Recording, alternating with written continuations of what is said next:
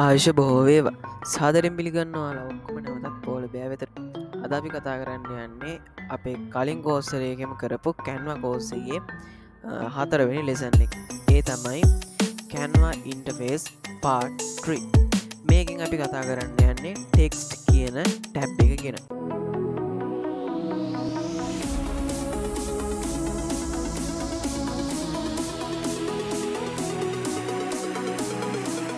අපි කලින් වීඩියෝ එකේ කතා කරා එලිමෙන්ට්ස් කියන ටැබ් එක ගැන. අද අපි කතා කරන්න යන්නේ ටෙක්ස්ට් කියන ටැබ් එක ගැන. ඔයා කලින් කරපුම ප්‍රොජෙක්ට් එකම ආපහු ඕපන් කරගන්න. ප්‍රොජෙක්ට් 1 කියලා තමයි අපි ඒක රීනේම් කරේ. දැන් මේකේ මේ ටෙක්ස්ට් කියන ටැබ් එකට ඔයා යන්න ඕනේ. මෙතන මේ බලා ගන්න පුළුවන් මේ එඩිටින් ටූල්ස් තියෙනවා. මෙන්න මෙතන මේ ටෙක්ස්ට් කියන ටූල් එකට යන්න ඕනේ. ඊට පස්සේ මෙතනට ගියාම ඔයාලට මෙතන බලා ගන්න පුළුවන් ගොඩාක් ටෙක්ස්ට් ෆෝමැට්ස් මෙතන ඔයාලට බලා ගන්න පුළුවන්.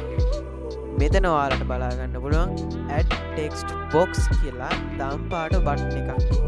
මේකෙන් ඔයාලට පුළුවන් මේ විදිහට ක්ලික් කරාම මෙතන ටෙක්ස්ට් එකක් මේ විදිහට ඕපන් වෙනවා. ඔයාලට මේක පාවිච්චි කරන්නත් පුළුවන් නැත්නම් වෙන එකක් පාවිච්චි කරන්නත් පුළුවන්. ඊළඟ එක තමයි මෙතන මේ magic write කියලා එකක් තියෙනවා. මේකෙන් ඔයාලට ඔය Gemini එකෙන් කරගන්න වගේ වැඩක් ඔයාලට මේකෙන් කරගන්න පුළුවන්. මේක Canva AI එකේ එන එක tool එකක්. ඊට පස්සේ මෙතන මේ add your brand fonts කියන එක ඒක ඇවිල්ලා Premiere එකක් වල මෙතන crown එකක් බලා ගන්න පුළුවන්. ඒ හින්දා ඒක දැනට ඔයාලට අවශ්‍ය වෙන්නේ නැහැ. ඊළඟ එක තමයි මෙතන මේ default text styles කියලා තියෙනවා. මෙතන ඔයාලට බලා ගන්න පුළුවන් add a heading කියලා. ඊට පස්සේ add a subheading ඒ වගේම add a little bit of body text කියලා buttons තුනක්. මේවා හදලා තියෙන්නේ ඔය ගොඩක් ඔය අපි ඉන්ටර්නේෂනල් වල හදනකොට ගොඩක් පාවිච්චි වෙන ෆොන්ට්ස් සයිසස් වලින් තමයි මේක ගොඩක් වෙලාවට හදන්නේ. මෙතන ඔයාලට බලා ගන්න පුළුවන් add heading කියලා බටන් එකක් තියෙනවා. මේකට ගොඩක් වෙලාවට headline එකක් heading එකක් මාතෘකාවක් ලියන්න වගේ තමයි මේක මේ ෆොන්ට් එක මේ text style එක අපි use කරන්නේ. මේක අපිට මේ විදිහට ක්ලික් කරාම ඔයාලට මේක බලා ගන්න පුළුවන්. ඔයාලට මෙතන මොන හරි ටෙක්ස්ට් එකක් දාන්නත් පුළුවන්. ටෙක්ස්ට් එකක් දාන්න පුළුවන්. මේකේ ෆොන්ට් එක වෙනස් කරගන්න ඕන නම් ඔයාලට මේ විදිහට මේක පොඩි කරන්න පුළුවන්, ලොකු කරගන්න පුළුවන්. ඔයාලට කැමති විදිහට මේක ඇඩ්ජස්ට් කරගන්න ඔයාලට හැකියාවක් තියෙනවා. ඊළඟ එක තමයි මේ add a subheading කියන මෙන්න මේ බටන් එක. මේක ඇවිල්ලා අනුමාතෘකාවක් වගේ ලියනකොට දාන සාමාන්‍යයෙන් අපි භාවිතා කරන ෆොන්ට් එකේ ටෙක්ස්ට් එකේ සයිස් එකකින් තමයි මේක හදලා තියෙන්නේ. මේක හයික දැම්මම ඔයාලට මේ විදිහට බලා ගන්න පුළුවන්. එතකොට ඔයාලට මේකත් අඩු වැඩි කරගන්න පුළුවන් මේ විදිහට ඔයාලට කැමති විදිහට. ඊළඟට add a little bit of body text කියලා තියෙනවා. මේක අයිලෝ පැරග්‍රාෆ් එකක් ලියනකොට normal text එකක් ලියනකොට භාවිතා කරන්න පුළුවන්. ඔයාලට මේකත් අර විදිහටම ලොකු පොඩි කරගන්න හැකියාවක් තියෙනවා. ඊළඟට යටට ගියාම dynamic text කියලා තියෙනවා. ඒ කියන්නේ page numbers. ඔයාලා වර්ඩ් එකක වගේ වැඩ කරද්දී ඔයාලට බලා ගන්න පුළුවන් අර page එකේ numbers එහෙම දාන්න.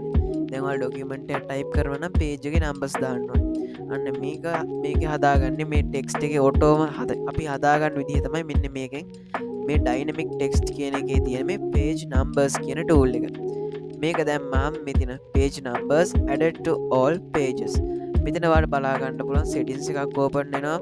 format එක numbers only කියලා තියෙන ඔයාලට පුළුවන් මේක page plus numbers ඒ කියන්නේ දැන් numbers only නම් ඔයාලගේ වැටෙන්නේ 1. දැන් page plus numbers නම් ඔයාලගේ page 1, page 2, page 3 මේ වගේ තමයි වැටෙන්නේ. ඊට යට තියෙනවා page x of y කියලා.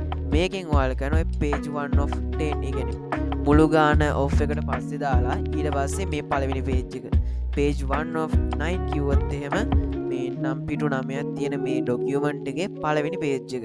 page 2 of 9 කියලා තිබ්බොත් එහෙම පිටු 9ක් තියෙන document එකේ දෙවෙනි පිටුව තමයි ඉන්නේ කියලා ඒ විදිහට තමයි මෙන්න මේ page x of y කියන එක දාන්නේ. මෙතනින් ඔයාලට කැමති එකක් දාන්න පුළුවන්. දාලා මෙතන මේ show numbers on කියලා තියෙනවනේ මේ page 1 current page කියන එකේ දැන් මෙතන page එකක් තියෙන්නේ මේක විතරයි. දැන් මෙතන add pages දැම්මොත් add page මම දාගෙන යනවා.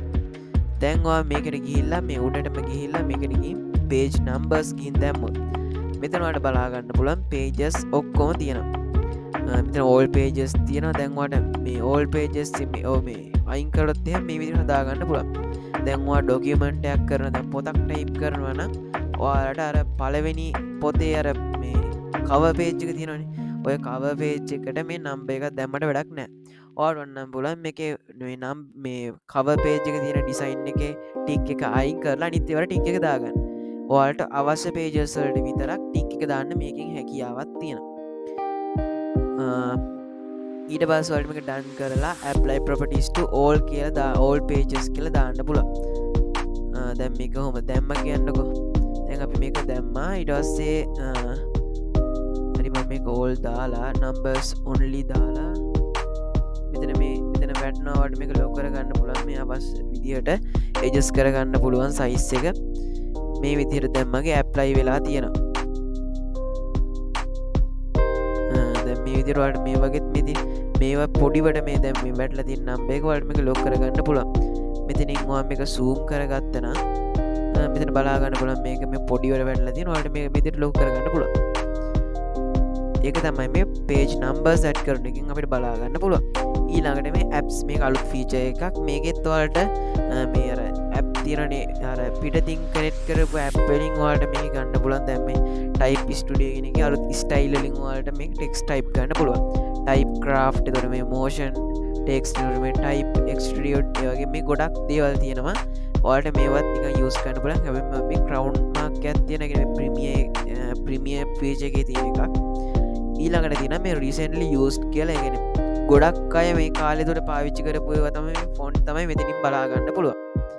ඊට යට තියෙන ෆොන්ට් combinations කියලා මේක ඔයාලට කවුරු හරි හදලා දාපු නිකන් ටෙම්ප්ලේට් එකක් වගේ ස්ටයිල් කරපු ටෙක්ස්ට් ගොඩක් බලා ගන්න පුළුවන්. මේක crowd නැති එකක් ඔයාලට use කරන්න පුළුවන්. දැන් logo එකක් වගේ හදනකොට මේ වගේ ටෙක්ස්ට් ස්ටයිල් ගොඩක් ඔයාලට යස් කරන්න පුලන් පෝස්ට් එකක් ඩිසයින් කරද්දී ඔයාලට ෆොන්ට් එකක් ගෙන ලොකු අදහසක් නැත්තං ඔයාලට මේකින් මේ කරන්න යස් කරන්න හැකියාවත් තියෙන මතක ඇතුව ඔයාලට ප්‍රමිය කවුන්ටයක් නෙවෙයි නම් තියෙන්නේ මේ ක්‍රව් මාක් තියෙනවා ගන්න එපා එතකොට මේ විදිහට ඔයාලට මේවා යස් කරන්නත් පුළුවන් ඊට පස්සේ මේ ටික තමයි ඔයාලට මේක කැමති විදිහට ඔයාලට දැන් මේකක් දැන් මම එකක් කරන් පෙන්නන්න දැන් මම මේ ටෙක්ස්ට් එක ගත්තා දැන් මේක මේ විදිහට මගේ ඇඩ් වෙලා තියෙනවා ඔයාලට මේක එඩිට් කරන්න ඕන මේක ඩබල් ක්ලික් කරන්න ඊට පස්සේ දැන් මම මෙතන දානවා පෝලෝ බියා කියලා මම ගහන්න මේ විදිහට මගේ දැන් අර ටෙක්ස්ට් ස්ටයිල් එකට මගේ මේකේ තිබ්බ ටෙක්ස්ට් එකේ තිබ්බ මේ ෆොන්ට් එකට අනුව මට ඕන විදිහට මේක එඩිට් කරගත්තා. මේ විදිහට ඔයාලට මේ ඔක්කොම හදාගන්න පුළුවන්. දැන් මේ විදිහට තමයි ඔයාලට මේක හදාගන්න තියෙන්නේ. මේ ටික තමයි ඔයාලට මේ ටෙක්ස්ට් කියන ටැබ් එක ඇතුලේ ඉගෙන ගන්න තියෙන්නේ. ඒ හින්දා මම හිතනවා ඔයාලට මේ ටිකත් වැදගත් වෙන්නේ නැති කියලා. ගොඩක් පොඩි කාලයක් විතර තමයි මේ වගේ දේවල් මේක උගන්වන්නේ. මොකද ඔයාලට මේක තේරුම් ගන්නත් ලේසි වෙන්න අපි ඉස්සරහත් තව ලෙසන්ස් දානවා. ඔයාලට ඒව බලන්නත් පුළුවන්. ඒ වගේම අපේ සයිට් එක මේ වෙනකොටත් ලොන්ච් කරලා තියෙනවා. ඔයාලට ඕන්න පුළුවන් අපේ ඩිස්ක්‍රිප්ෂන් එකට ගිහිල්ලා මේක අරගෙන සර්ච් කරන්න polobear.space කියන ඩොමේන් එකෙන් අපේ සයිට් එක මේ වෙනකොට ලොන්ච් කරලා තියෙනවා. ඔයාලට ඒකෙනුත් මේ කෝසස් බලා ගන්න පුළුවන්. ඒ වගේ මේ වගේ ඇඩ්වාන්ස් ෆීචර්ස් තියෙනවා. ඔයාලට ප්‍රැක්ටිකල් විදියට මේක කරන්න පුළුවන්. ඒකට ඒ වගේ අඩුපාඩු බලා ගන්න පුළුවන්. නෝට්ස් ඩවුන්ලෝඩ් කරන්න පුළුවන්. මේ වගේ ගොඩක් ෆීචර්ස් අපි දීලා තියෙනවා සම්පූර්ණයෙන්ම ෆ්‍රී. ඔයාලට ඒවා යූස් කරන්නත් පුළුවන්. හරි. ඊළඟට අපි ඊළඟ ලෙසන් එකකින් මම ඔයාලට කියලා දෙනවා කොහොමද සිංහල ටයිප් කරන්න කියලා. අපිට මේකේ ෆොන්ට් සේම අපිට සිංහල කැමති විදිහට මේකට දාගන්න බෑ. ඒකටත් ප්‍රෝ ෆීචර් එකක් අපි ප්‍රෝ account එකක් ගන්න ඕනේ. ඒ හින්දා මේකටත් අපි බලමු කොහොමද අපි ටෙක්ස්ට් එක සිංහල ටෙක්ස්ට් එකක් මේකට ඇඩ් කරගන්නේ කියලා. හරි. එහෙනම් ඊළඟ වීඩියෝ එකකින් හමු වෙමු.